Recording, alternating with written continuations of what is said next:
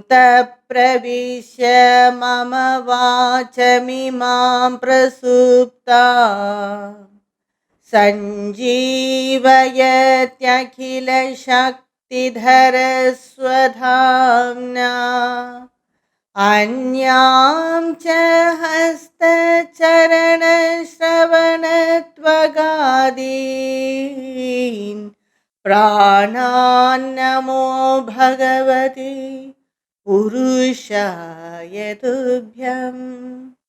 Shloka 76 in Vishnu Sahasranama is Bhudavaso Vasudevaka Sarvasu Nilayo Nilaha Darpaha Darpado Drupto Durdharota Parajitaha.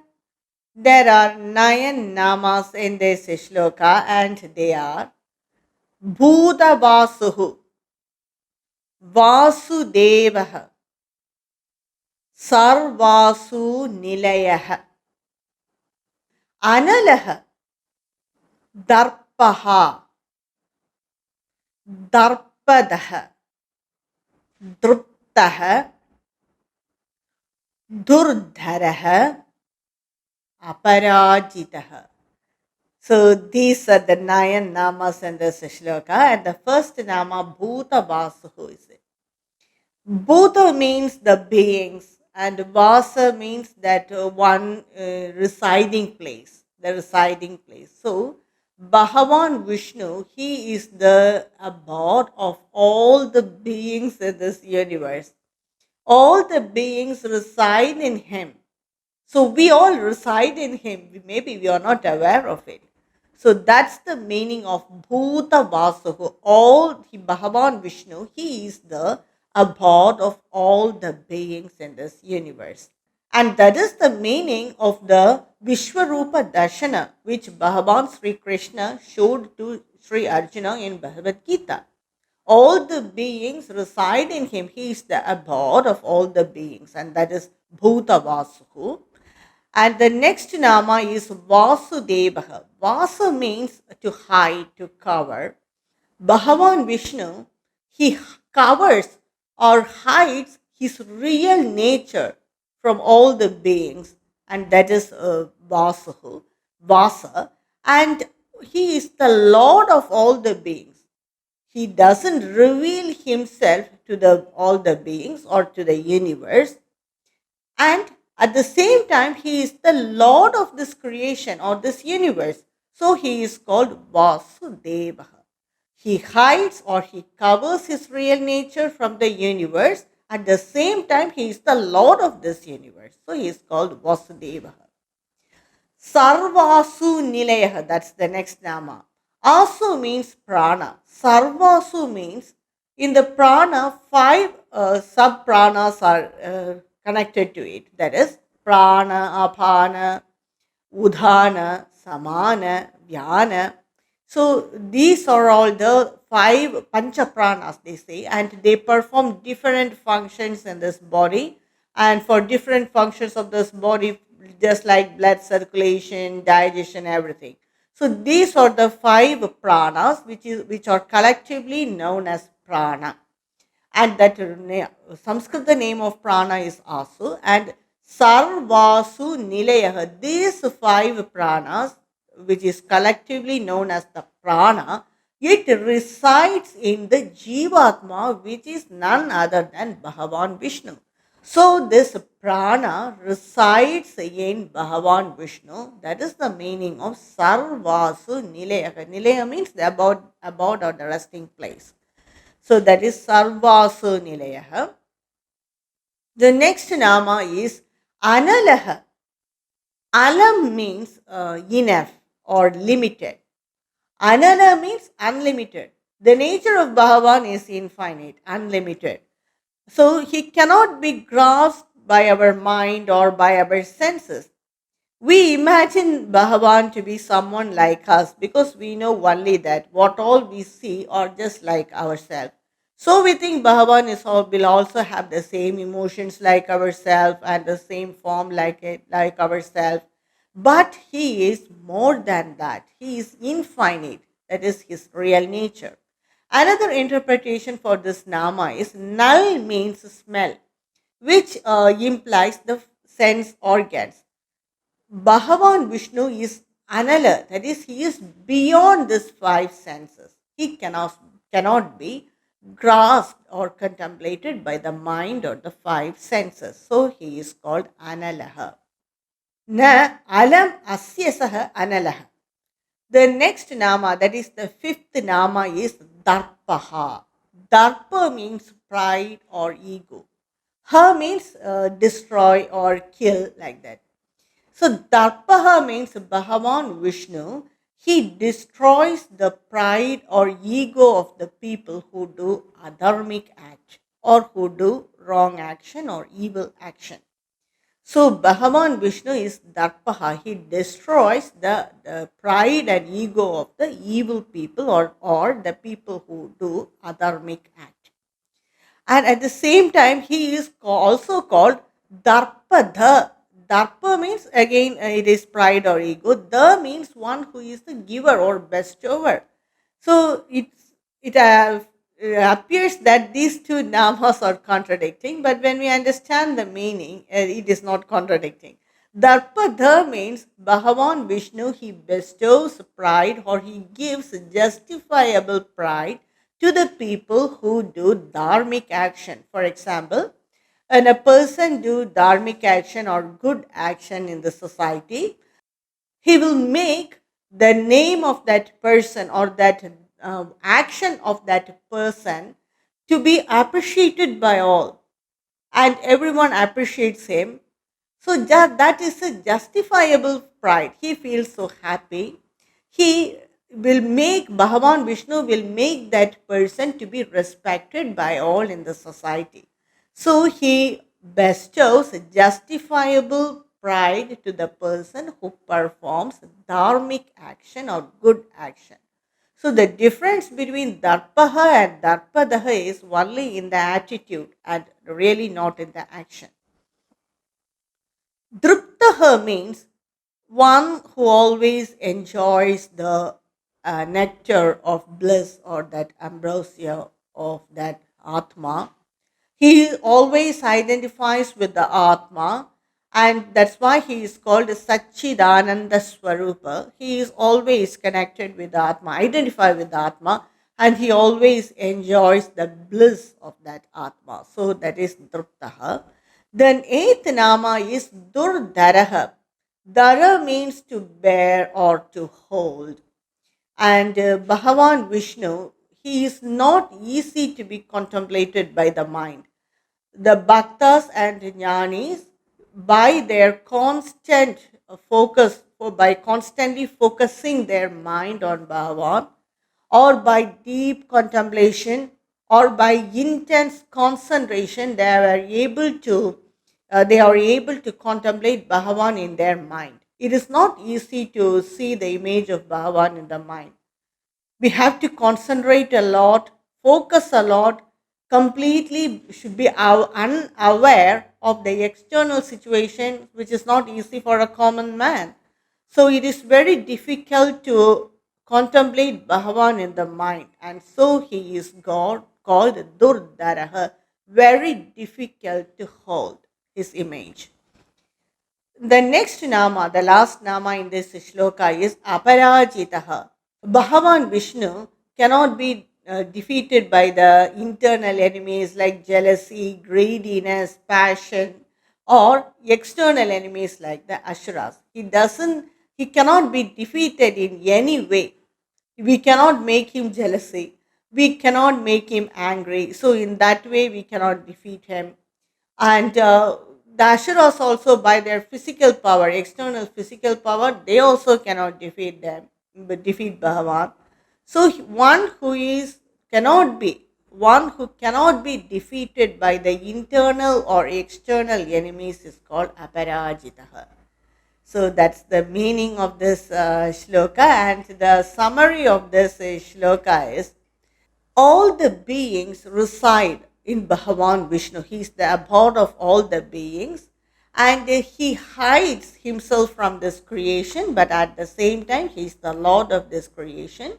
The all the pranas, the pancha pranas, collectively known as the prana, reside in him as in the form of Jivatma, and he destroys the pride of the people who do evil action, and he bestows pride to the people who do good action. He always enjoys the bliss of the Atma, and he cannot be contemplated in our mind. It is not easy to contemplate him, and he cannot be won by anyone. He is aparajitaha. So that's the meaning of this shloka, shloka 76 in Vishnu Sahasranama. And the next shloka, shloka 77 in Vishnu Sahasranama is विश्वमूर्तिर्महामूर्तिर्दीप्तमूर्तिरमूर्तिमान् अनेकमूर्तिरव्यक्तः शतमूर्तिशताननः. There are 8 namas in this shloka and they are Vishwamurtihi, Mahamurtihi, Deeptamurtihi, Amurtiman, Anekamurtihi, Avyaktaha, Shatamurtihi, Shatananaha. So these are the 8 namas in this shloka. The first nama, Vishwamurtihi, is Vishwa means the universe and Murti means the image. So Acharya says Sarvatmagatvat Yiti Vishwamurtihi. He is that form of this universe itself. This entire universe is his form. And that, as I said earlier, that is the meaning of the Vishwarupa Darshana. Sri Arjuna was able to see all the forms in this universe which he may not know it, maybe he has not seen those forms, but everything are there in that form of Bhagavan, the Vishwarupa of Bhagavan. So all this creation, we may know about some creation, we may not know about many of his creations. Do we know about the distant galaxies and all the animals, different types of animals? We may not know about it. But everything is there in that form of Bhagavan. Vishwamurti is the form of this universe, and what all are there in this universe are in the form of Bhagavan, inside that form of Bhagavan. That's why he is called Vishwamurti. This whole universe is his image. He is present in every object, and all the objects are present in him also. Vishwamurtihi. Mahamurtihi means definitely that such a form must be very gigantic. That's why Sri Arjuna could not hold on that form. He could not see anything. He could not see the beginning or the end. So gigantic, so huge. Mahamurti, one who has gigantic form or a huge form. Because the whole universe is in him, then just imagine how big his form must be. So that is the Mahamurti, one who has a very big form. And the next nama is connected with it. Deepta Murtihi. Deepta means radiance, effulgence. That form was completely radiant, dazzling form. And Sri Arjuna will tell Bhagavan Sri Krishna that, Krishna, I cannot see your form. It's so dazzling, full of radiance. It's just like 1,000 suns coming up on the sky at the same time. It is so powerful, so bright. I cannot hold your form in my eyes, Krishna, he will say. So that is the radiance. Why Bhagavan has so much of radiance? Because he has that intelligence, pure intelligence. He is that pure consciousness. And this form he takes by his own desire. He is so radiant because of his own desire. So that is the Deepta Murti, one who has a dazzling form or image. The next nama is contradictory. Amurtiman, one who does not have a form itself, one who is formless. We all take form due to our past karmas, and it's a combination of 5 elements. But Bhagavan Vishnu, whenever he takes a form as the form of avatar, he doesn't take it due to his karma. He takes by his own icha, desire, willpower, he takes that form. And we all have that five elements as our form. Combination of five elements is our form. But that elements itself is Bhagavan. So he is that condensed form of consciousness. So he is called formless, Amurtiman, which implies that he doesn't have a form like us. Our form is due to our past karmas, but the form of Bhagavan is due to his own violation or to his own icha, which cannot be compared with the form of Bhagavan. That is the meaning of Amurtiman. And next Nama is Aneka Murti. He has many forms because all these beings in this creation are his manifestation. He resides as the indwelling self of all the beings. So all the form are his form only because all of us are his manifestation. So the form of me is Bhagavan Vishnu. So form of any other person is Bhagavan Vishnu because we are all the manifestation of Bhagavan. And Bhagavan Vishnu resides as the indwelling self in all of us. So in addition to it, he has taken many avatars also. So all that he has taken by his own will. But we are all are the manifestation of Bhagavan. So all our forms are the form of Bhagavan. That is the Aneka Murtihi. The next nama is Avyaktaha. So see this shloka itself, one name to another name, it's all so much of a paradoxical namas. Vyakta means manifest. Avyakta means unmanifest. So Avyaktaha means we know about Bhagavan, but how far we know, how deep we know. We do not know about his real nature. That is Avyakta to us, not clear to us. We do not know about his real nature, which is not manifest itself. What we know is we see the ideal of Bhagavan in the temple and we think that Bhagavan is only this much. Or we have many images in our puja room and we think that Bhagavan will be like this. He is also that and he is more than that. But we completely ignore the part that he is more than that. We see the ideal of Bhagavan and imagine that he is only that. So his real nature is not clear to us, avyakta to us. His unmanifest nature we do not know. He is that nature we do not know. His true nature cannot be defined. That is avyaktaha. He has got many forms, but his real nature cannot be defined. Only the advanced level Jnana yogis, they know about his avyakta nature, unmanifest nature. Shata Murtihi. He has innumerable forms. Shata means actually it means 100. He has hundreds of forms, which means that he has innumerable forms. Nana Vikalpaja Murtaye Sambhita Krite Santi Yidi Shata Murtihi. That is, he is that pure consciousness, but he projects himself in the mind of the bhaktas as many forms.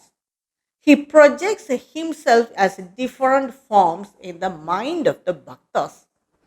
So when we meditate on Bhagavan, we may see his image or form. That is his projection to that bhakta. This may or may not be same to the other bhakta, to the another person. It may be different or it may be same.